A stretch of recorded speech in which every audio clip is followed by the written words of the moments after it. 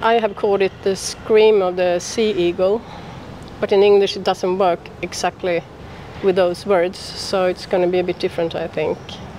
But that's the title in Swedish. Mm-hmm. And the Swedish is? Havsörnens skrik.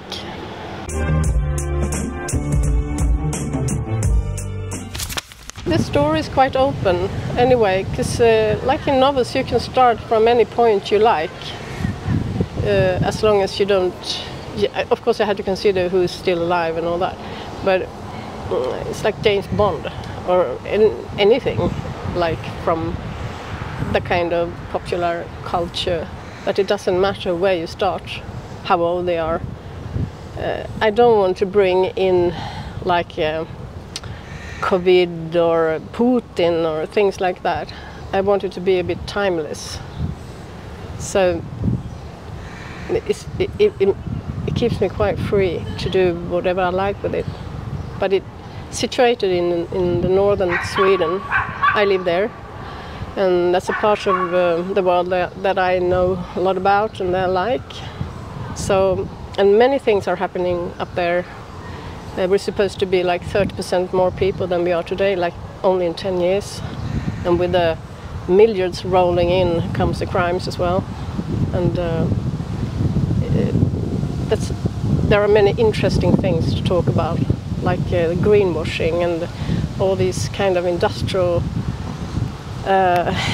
things that are now starting up there too, and the world is coming in.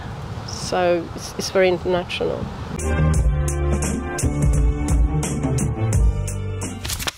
I'm not continuing Lagercrantz books.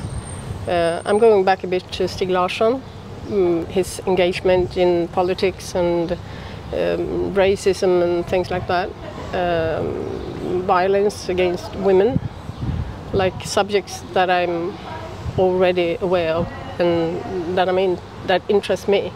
So, but I'm doing my own plot, of course. I've kept Lisbeth Salander, of course, and Mikaelem Blomqvistem, and a couple of more on the side. But I've created new characters. Because I think in the first 3 books you had Salachenko, for example, who was quite an evil person. And he had to be evil through 3 books. That was clever. So I'm creating new evil persons with personalities that you can hate through 3 books. That's also important, not only creating the nice ones.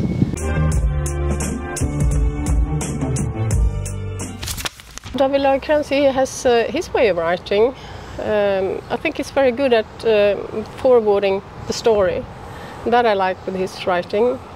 I'm not that keen on him explaining everything, like once and then twice and a third time. And that's typical journalists doing that, I think. And I'm not that keen on that kind of writing in novels in general. So I think his language and mine is going to be quite different, both the language and the plot. For me, the characters, they come first, and the story, of course. And I want to take the crime into novels, instead of taking the novel into crimes. So, because that's dear to me. Like, I don't want to write simple crime. So I think that would be my part of the story.